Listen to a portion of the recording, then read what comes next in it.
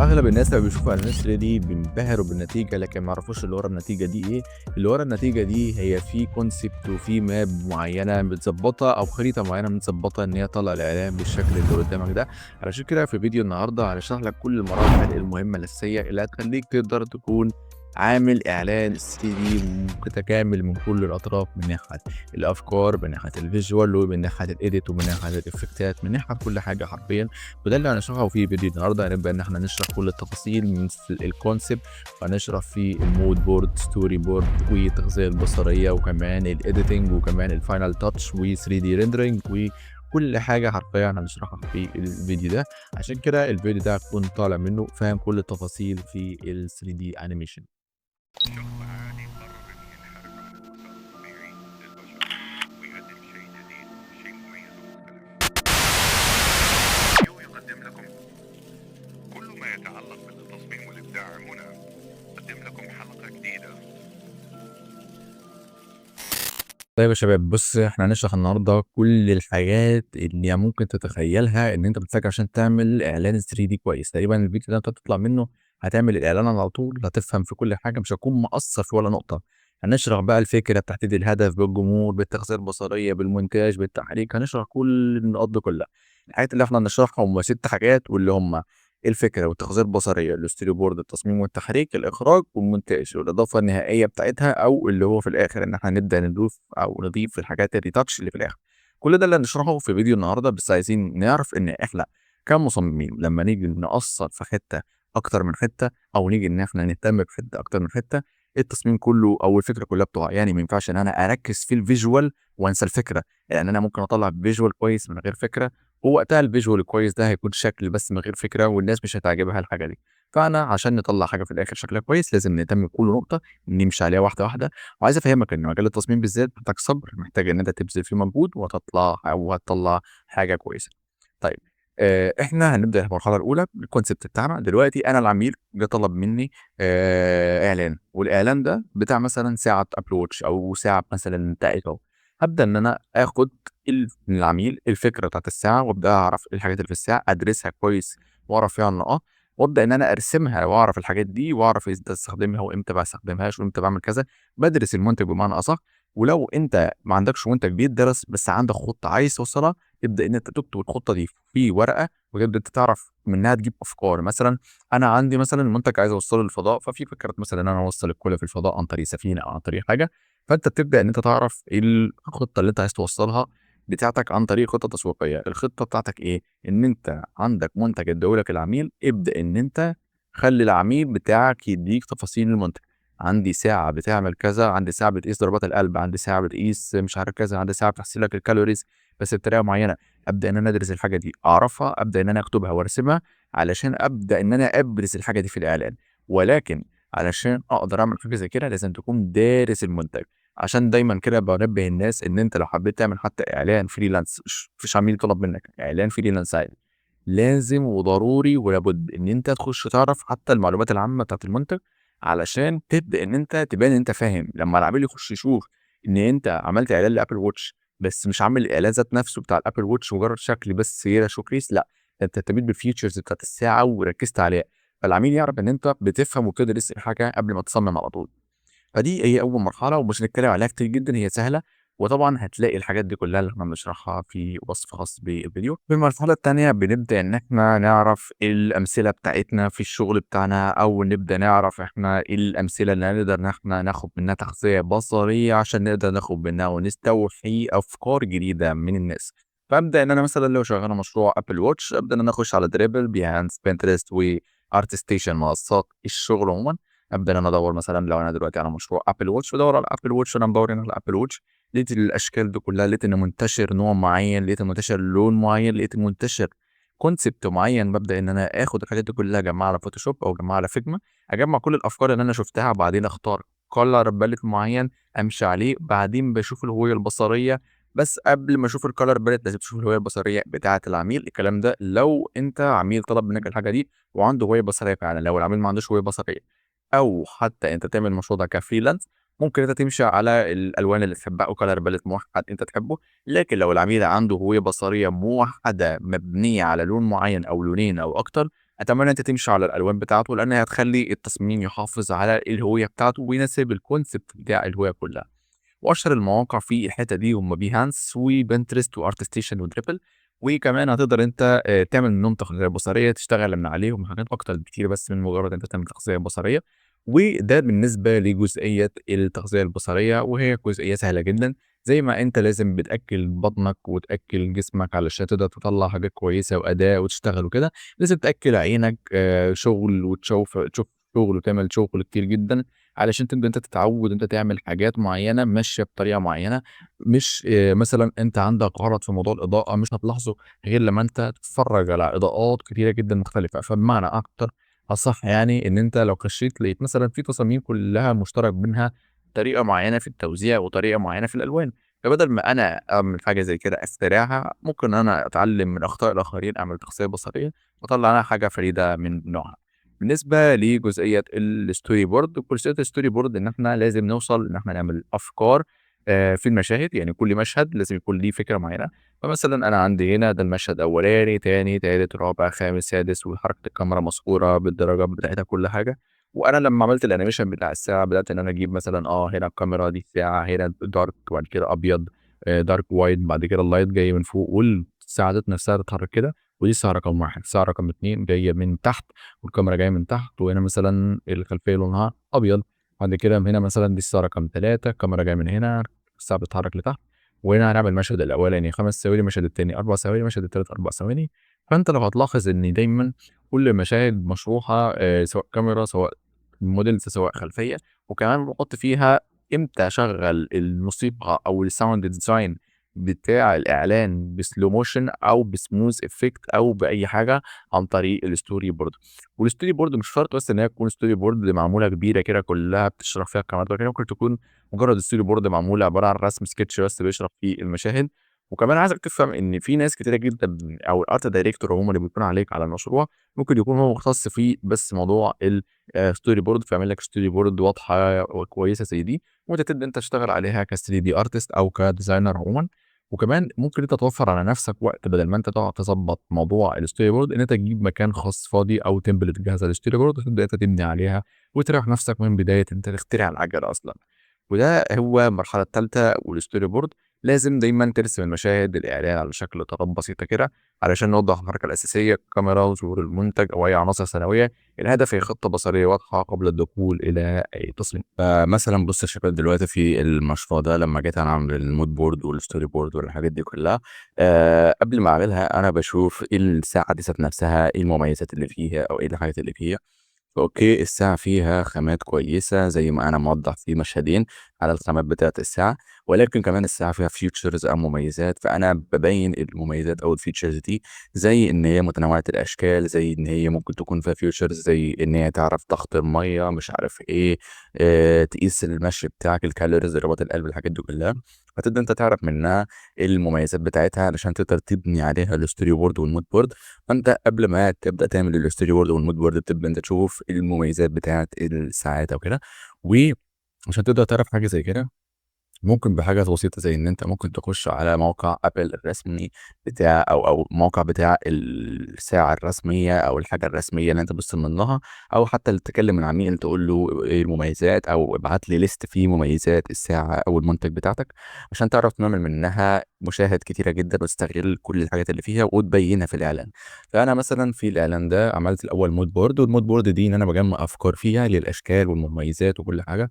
فأنا جمّعت المميزات والحاجات دي مثلًا من هنا بدأت إن أنا أدوّر على Apple watch مكتوب كده هنا كده في Behance. وبدأت إن أنا مثلًا أتفرّج على أشكال، أتفرّج على ألوان، أتفرّج على الأنواع الموجودة. طبعًا المشروع بتاعه أهو لو عايزين تشوفوه.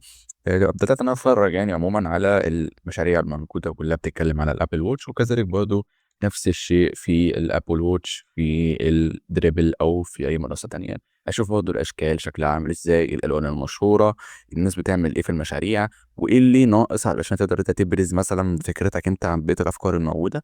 وكمان دخلت على موقع آبل الرسمي زي ما أنتم شايفين هنا كده تلاقوني حاطط كل الخلفيات. يعني مثلًا الخلفيات اللي محطوطة على الساعات دي مش موجودة على النت، فأنا دخلت على موقع أبل خدتها سكرين شوت وبدأت إن أنا أنزلها عشان أستعملها، فدي برضه حاجة من ضمن الحاجات.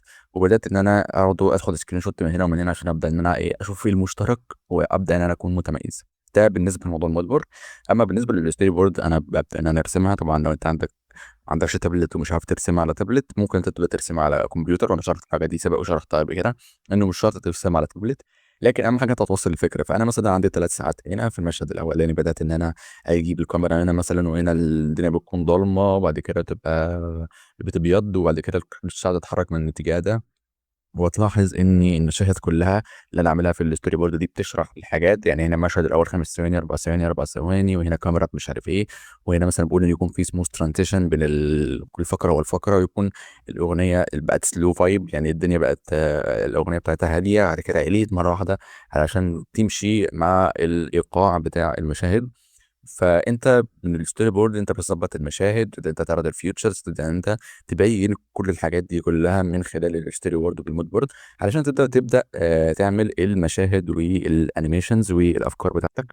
وكمان في جزئيه ناقصه ان ممكن اشرحها لكم، ودي هي جزئيه خارجه شويه عن الاطار التصميم عموما. لما تيجي تنزل مشروع عموما في بيهانس او في اي منصه من منصات التصميم، حاول تهتم بجزئيه البرزنتيشن. طبعا البرزنتيشن هنا مش كامله، لأن هي البرزنتيشن متفصله ومبينه كل حاجه، بحيث ان انت العميل لما يجي يتفرج على شغلك يبدا ان هو يعرف انت بتفكر ازاي وبتنظم شغلك ازاي. على فكره دي معلومه انا اي نعم بره الاطار بتاع التصميم اللي انا بقول عليه دلوقتي، لكن هتفرق جدا، لان انا الصراحه لما بدات اعملها لقيت فرق سواء في الناس اللي بتيجي تجامل او بتيجي تشكر في المشروع، او حتى في العميل اللي بيجي يشوف المشروع ويقول لك تمام انا عجبني طريقه التفكير دي وعايز انفذ. فدي برضو حاجه من ضمن الحاجات اللي احنا لازم نركز عليها. ودلوقتي هنروح على النقطه اللي بعديها.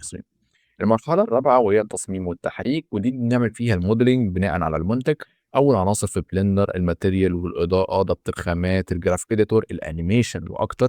وده اللي أنا بعمله، إن أنا ببدأ إن أنا أظبط المشاهد بتاعتي بالماتيريال بتاعتها عن طريق إن أنا خلاص خدت الستوري بورد، ببدأ إن أنا أفتح الستوري بورد وأفتح بلندر أنفذ بقى كل المشاهد، أفتح مشهد مشهد أظبط كل مشهد مشهد بطريقة معينة علشان تناسب الستوري بورد اللي إحنا رسمناها في الآخر. وعلى فكرة ده مثال بسيط جدًا لanimations أنا عملتها هنا واتطبّقت على أرض الواقع في animation على blender، والحاجات دي كلّها عن تجربة بتفرق كتير جدًا في التنفيذ والتنويع في الأفكار. المرحلة الخامسة بتاعتنا وهي الإخراج أو الrendering. لازم تختار الإعدادات بتاعتك والrender engine بتاعك EV أو cycles، ولازم تعرف إن التوازن بين الجودة والوقت، يعني ما ينفعش إن أنا أقلل الsamples وأقلل الnoise وأقلل كل حاجة عشان أرندر بسرعة والجودة تبقى وحشة. إحنا ممكن نعمل إعدادات متوازنة، وأنا قبل كده عملت فيديو شورت شرح فيه الحاجة دي، اللي هو كان في فيديو أحسن إعدادات ترندر على أجهزة وكده. ودي هي المرحلة الخامسة اللي هنشرحها كمان. المرحلة السادسة اللي هي المونتاج والإضافة النهائية. إدخال الرندر على برامج المونتاج زي دافينشي وبريمير، إضافة موسيقى وساوند إفكت والنصوص أو اللوجو أو البراند أو ضبط الألوان أو حتى الكالر جريدنج، أو حتى لو محتاج تعمل ترانزيشنز مختلفة، ده تقدر تعمله في برامج المونتاج كله زي برامج دافينشي ريزولف وكمان بريمير.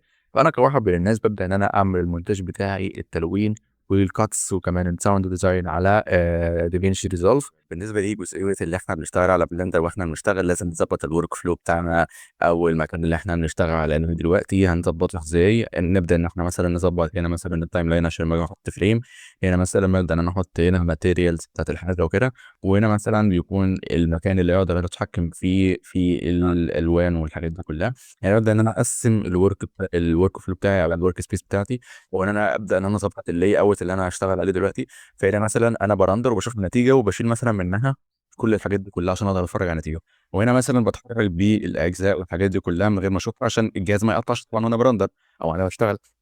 لو اصلا عايز اشتغل على الحاجه دي كده كلها واشوف النتيجه في نفسها، فانا بظبط مكان اشتغل فيه ومكان فيه الشكل النهائي، ومكان تاني بظبط فيه الماتيريالز.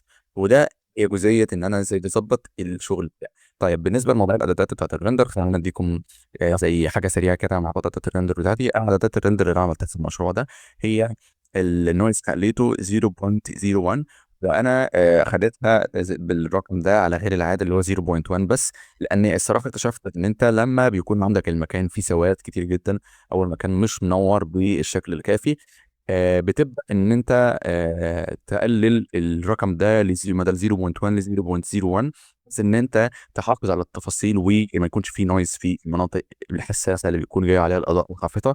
وببدأ إن أنا أخلي الماكس سامبلز يا إما 512 يا إما 1024، لكن أنا لاحظت الصراحة ان 1024 هي احسن من 512 وفي نفس الوقت ما بتاخدش وقت كتير. طبعا انا بتكلم دلوقتي على الناس اللي بترندر على انفيديا، لان طبعا انفيديا مختلف شويه عن بقيه الكروت في موضوع الرندر، خصوصا او فرق الرقم هو 500 600، ففرق الرندر ما بيكونش كبير. الدينويز خليته الاوب ايمج دينويز، واكتشفت ان ده احلى او احسن ايمج دينويز هو الاوب ايمج دينويز. وتقدر تخلي الباسز بتاعته دي وبعد كده اكيوريت وبعد كده هاي تعمل جي بي يو، تبدا ان انت تنزل تحت كده. الموشن بلور ده حاجه انا عملتها برضو، بتخلي الانيميشن شكله حلو جدا، او اللي هو لما الحركات او الاجسام تتحرك بيبقى في بلور كده في الحركه. وبدات ان انا اخش في البرفورمانس وبدات ان انا اعمل الفاينل ريندر، بدات ان انا اعمل دي الخيار ده يا جماعه. دلوقتي انت لو جيت رندر انيميشن او رندر صوره، الصوره دي ليها زي جيومتري مختلفه، ليها كومبوزيتنج مختلف، ليها اعدادات مختلفه. فبلانتر بيفهم ان هو كل ما يرندر بصوره جديده لازم يرجع للمشروع ياخد منه المعلومات دي ويرجع يرندرها من اول وجديد. يعني ياخد مثلا دلوقتي مثلا الماتيريال بتترندر مرتين، اما الخيار ده بيخليه يترندر مره واحده بس في الاول صوره، وبقيه الصور بيترندر عليه.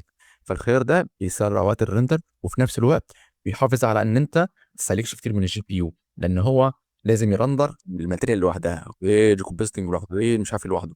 بدل ما انت تعمل كده طول ما انت تعملها على مره واحده يرندر اول صوره وبقيه الصور بتترندر لوحدها بدون ما يعمل الداتا. يعني مثلا عايز افهمكم دلوقتي، انت بترندر مش بيظهر كلام هنا كده بالطريقه دي، بيظهر هنا كلام كتير كده اللي هو مش عارف رندرنج كومبوزيتنج مش عارف ايه 0.4، يعني رندرها 0.4 مرات.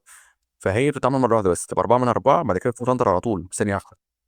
فالخيار ده صراحه اكتشفته مؤخرا وهو مريح جدا ويرندر بسرعه. برضه ما تنساش ان انت تعمل الكالر مانجمنت، تقدر تظبط الكالر مانجمنت من جوه بلندر علشان عايز يعني لما ظبط الالوان من جوه بلندر هيكون عندك سهوله في ان انت ترندره بعد كده من بره بلندر بالالوان مختلفه. وبرضه في حكايه موضوع حكايه الالوان دي يا جماعه، في جزء هنا. يعني انا دلوقتي حطيت ريزولوشن 4K اي نعم وكويس وفريمات، الفريم ريت ده يا جماعه بيفرق جدا في سموز، في الشكل السموز بتاع الانيميشن. فانا مخليه 30 الصراحه وبرندر على ده تمام. لا في جزئيه بقى كمان اكتر من كده اهميه، اللي هو لما اجي انا اعمل ارندر اوتبوت واخليه بدل الكالر ديبس 8 او 16.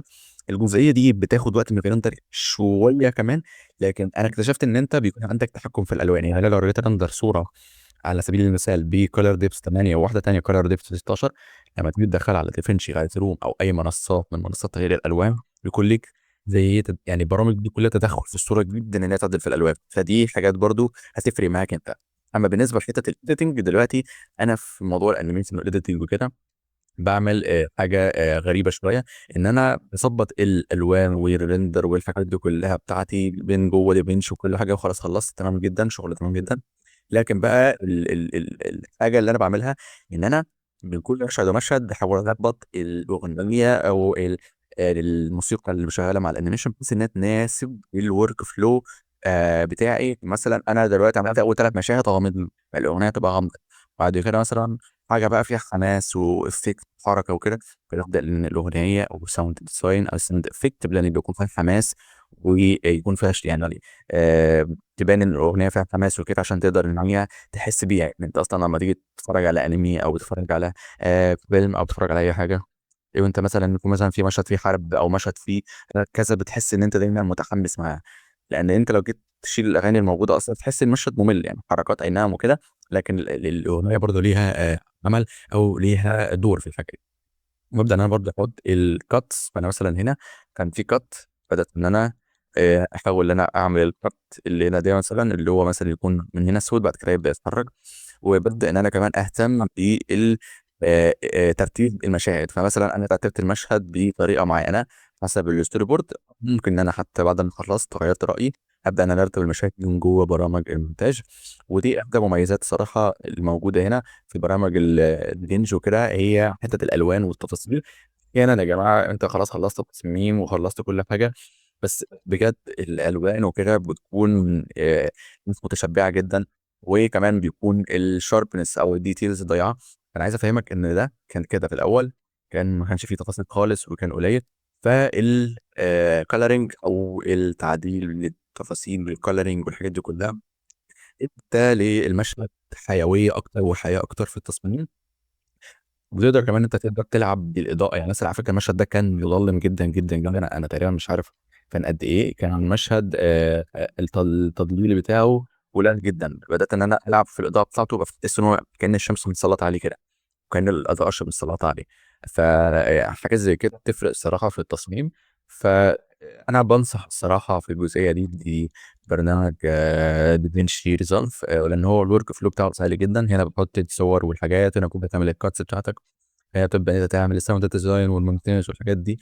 هنا بقى هنا الحتة اللي هو الإيه الfusion بتاعتك دي بقى أنت تبدأ تحط بقى إيه، مش عارف أنا عايز green screen، في green screen أبدأ إن أنا أشيلها من هنا، في مثلًا حاجة عايز أعدل عليها تتعدل من هنا. هنا بقى بعد كده الألوان أو تعديل الألوان والكلام ده كده. وهنا بعد كده جزئيات الsound design والmusic design وكده، سواء الإفكتات أو سواء الموسيقى ذات نفسها. وهنا بابدأ إن أنا أحط إعدادات الrender بتاعتي frame rate color والcodec اللي هو الcodec بتاع الrender الencodec وكل حاجة، وأبدأ إن أنا أرندر الanimation بتاعي من خلال برامج الmontage. والميزة في DaVinci Resolve إن هو برنامج مجاني مش زي Premiere Pro مثلًا، لأن هو برنامج محتاج تشترك أنت في Adobe عشان تقدر تدفع له فلوس يبدأ إن هو يشتغل معاك. ودي بس كده ننتقل للنقطة اللي بعدها، أو خلاص كده تقريبًا كل النقط إحنا لخصناها. أهم حاجة إن أنت تركز في تفاصيل الصغيرة دي، عشان في الآخر بتدي final product جامد جدًا. العميل هيقدر إن هو يشوف الحاجة دي وينتبه عليها. وكمان المصممين الناس العاديين المصممين لما يشوفوا شغلك كده هيبدأوا إن هم يعرضوا عليك فرصة شغل معاهم. فحتى التفاصيل دي لو العميل مش هتفرق معاه التفاصيل الصغيرة دي، فالمصممين هيفرق معاهم التفاصيل دي. وأنت عارف طبعًا إن أنت لما تيجي تنشر شغلك في مواقع البيهانس أو الحاجات دي كلها، الشريحة الكبيرة من الناس مش عملاء، بتكون مصممين بيحاولوا يتفرجوا على بعض، بيساعدوا بعض، ويشوفوا شغل بعض عشان إيه، ياخدوا get inspired من بعض. فلما شخص ينتبه إن أنت مركز في التفاصيل دي كلها، وباتكلم أنا على تجربة شخصية، يخش يكلمه بيقول له على فكرة أنا معجب جدًا بشغلك كذا، كذا، كذا، وشغلك وتفاصيلك، وعايزينك تشتغل معانا في team أو تيجي تساعدنا مش عارف كذا أو كذا. ففرصك بتزيد. فالتفاصيل دي بتفرق، أهم حاجة تركزوا فيها. وبس كده يا شباب، هو ده كان فيديو النهارده. أتمنى إن انتم تكونوا اتبسطتوا معانا في الفيديو ده وشرحت لكم كل النقاط المهمة، وإن شاء الله نشوفكم في فيديو جديد إن شاء الله المرة اللي جاية. وبس كده، السلام عليكم.